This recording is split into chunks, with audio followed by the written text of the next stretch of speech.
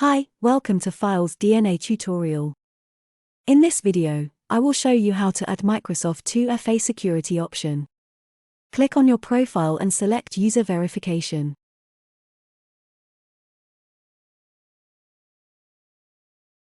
Select option Security Settings.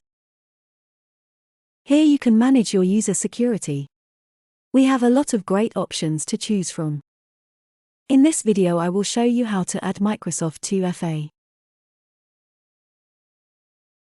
To link your FilesDNA account, please open the Microsoft Authenticator app on your phone. Select Add Account. Click on Personal Account. Select Scan QR Code.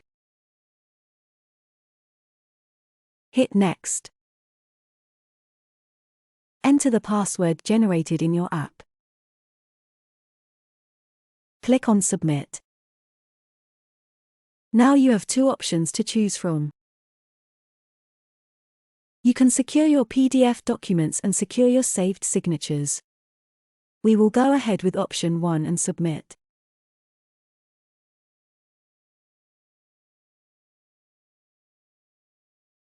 Well done.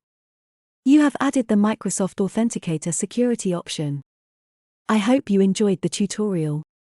See you next time.